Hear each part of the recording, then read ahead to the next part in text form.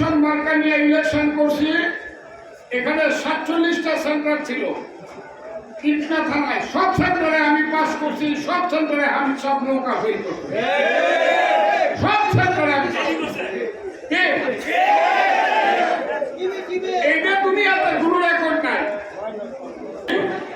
আমাদের সমাজ সেই সমাজ হবে যে কাজ করে তার হবে সমাজ, যে গরিব মানুষ তার হবে সমাজ, যে এই দেশের মানুষের পেটের ভাত পর্বের কাপড় জোগায় তার হবে সমাজ, সে হবে নেতা।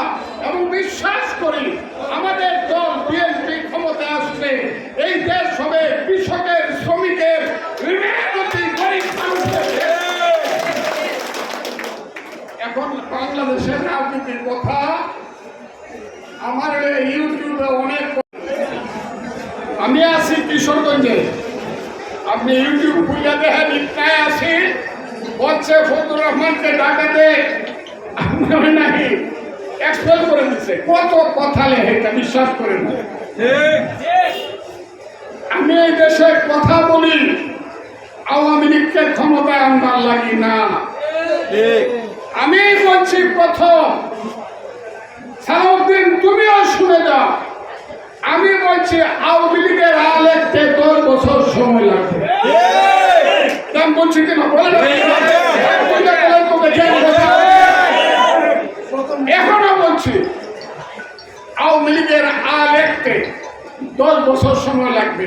এই সুটরা আওয়ামী লীগের ক্ষমতা শুনবে, ওই যে চুট্টারা যারা এই দেশ লুট করে ফেলছে, এদেরকে আমরা ভোট দিবে, আমাদের দেশের মানুষ ভোট দিবে, আইনে পরে জুতা মারবে, জুতা।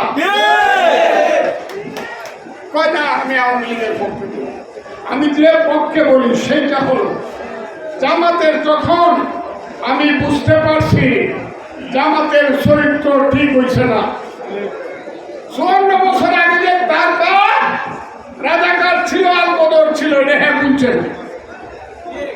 কাজেই যখন সে একটু সুযোগ পাইছে, এমনি বলতেছে না না মুক্তিযুদ্ধ আসছিল, কারণ হের বাপ সাথে গাছতুল্লাহ মুক্তিযোদ্ধারা মারে ফেলছিল, ওই পানি তুলে লাগতে ফেলায় দিয়া কুত্তার মতো মারছিল, একদম এটা মনে আছে। কাজেই তো মুক্তিযুদ্ধ হয়েছে না। 3 দিন 4 দিন 5 দিন 7 দিন 10 দিন 1 মাস পরে যখন কাগজে লেখা বলছে যে এই দেশে মুক্তিযুদ্ধ হয়েছে না, এটা ইন্ডিয়া গন্ডগোল লাগাইছে। হ্যাঁ, আমার দেশে 30 লক্ষ লোক মরে গেছে।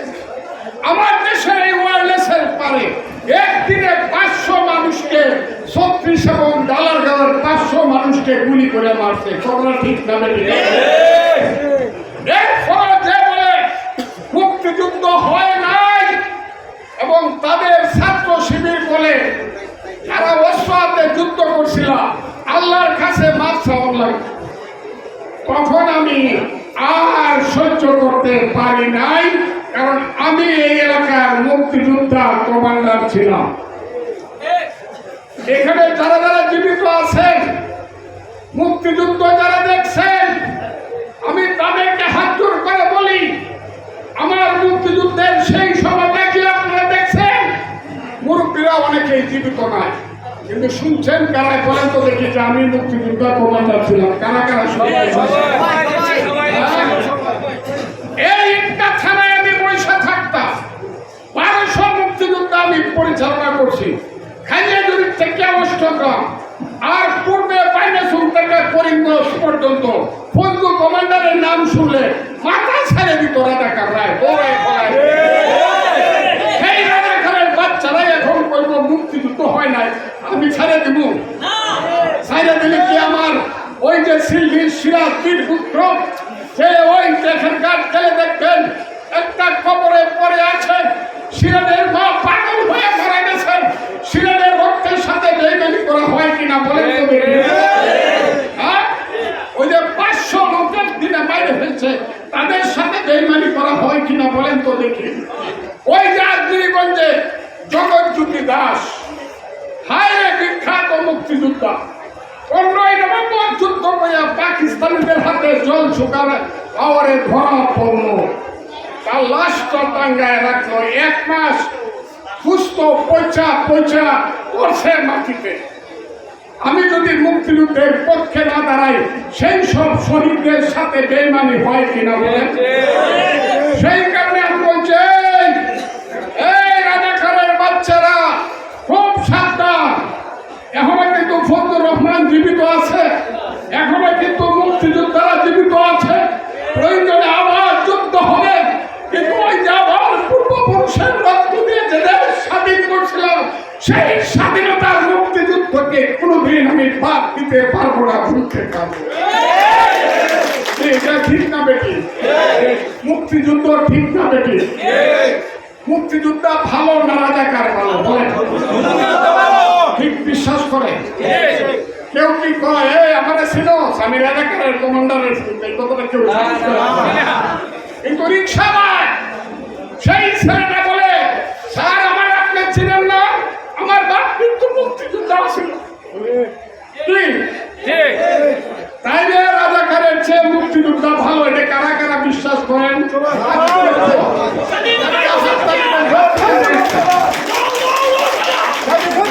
আমি এই কথাটা কই, এর বেশি করবো না। ওই যে 10 লাখ লোকের মিটিং করছে, 100 কোটি টাকা খরচ করছে, 100 কোটি। জামাত ইসলাম বাপের বেটা হইলে বুটে ভোট ভোট কর, ভোটের বেলায় বলা ছিল বেশ কেন, শয়তানি করস কেন, ভোটে না, ভোটে না। এসাই ইউনু সাহেব আমার, ওসি সাহেব আমার, পিসি সাহেব আমার, সচিব সাহেব আমার, ব্যাংক আমার, বাণিজ্য আমার, ইউনিভার্সিটি আমার, হাসপাতাল আমার, সব দখল করে বসে আছো রাজাকারের বাচ্চারা। এটা ফজলুর রহমানদেরকে মানতে হবে। আমার দল প্রথমে আমাকে ভুল বুঝছে 6 মাস, এখন আমার দলের স্লোগান কি বলেন? জামাত শিবির রাজাকার, এই মুহূর্তে বাংলা ছাড়। জামাত শিবির রাজাকার, এই মুহূর্তে বাংলা ছাড়। বাংলা কি তোর বাপ দাদা? জামাত শিবির রাজাকার। কথাটা বুঝছে? এখন আমার দল স্লোগান দিতেছে দেখ, it is better late than never. শেষেও যে বুঝতে পারছে দেশ কিন্তু বাচ্চা যাবে। আর তারেক রহমান, আমাদের নেতা তারেক রহমান একবার যদি আঙুলটা সোজা করে বলে এই রে রাজাকারের বাচ্চারা, আমার বাপ কিন্তু মেজর জিয়া, যে মেজর জিয়া বলেছিল I do hereby declare the independence of Bangladesh. কথাটা ঠিক না বেটি? সেই মেজর জিয়া আমার বাপ সেক্টর কমান্ডার, ব্রিগেড কমান্ডার আমার বাপ মেজর জিয়া।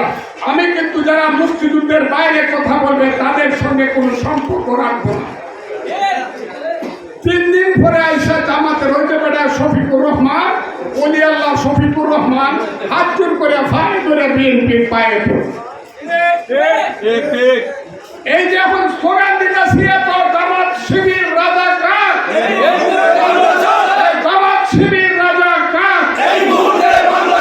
এই যে স্লোগানটা দিতেছি না, যে পঞ্জাটার মধ্যে লাগতেছে আরে বিএনপি তো দেখে গেছে না, এখন পাবো এখন পাবো। এর আগে 7 দিন কালে স্লোগান দিছে 1 দিন 1 2 3 4 দিছে না? গাছের ডালে কাউয়া বাজে কথা বলছে না, এগুলো আমার মুখে আছে। তারেক রহমান সম্পর্কে যারা এত বাজে কথা বলে জিব্বা কাটতে দিব, কিন্তু জিব্বা তারেক তারেক করিস না রে, খবরদার তাক করে রে। তারেক তারেক করিস না রে, খবরদার তাক করে রে। কেউ তারেক রহমানের বিরুদ্ধে, এমনকি আওয়ামী লীগও তারেক রহমানের বিরুদ্ধে এত বিশ্বাস স্লোগান দেওয়ার সাহস পায় না, যেটা জামাত দিয়ে গেল। আমি মিশা করতেছি কাজে আমি বলি জামাত সম্পর্কে সাবধান, রাজাকার আন্দোলন সম্পর্কে সাবধান। আর মুক্তিযুদ্ধের পক্ষের শক্তি সব এখন তারেক রহমানের নেতৃত্বে, দেশ নেত্রী বেগম খালেদা জিয়ার নেতৃত্বে।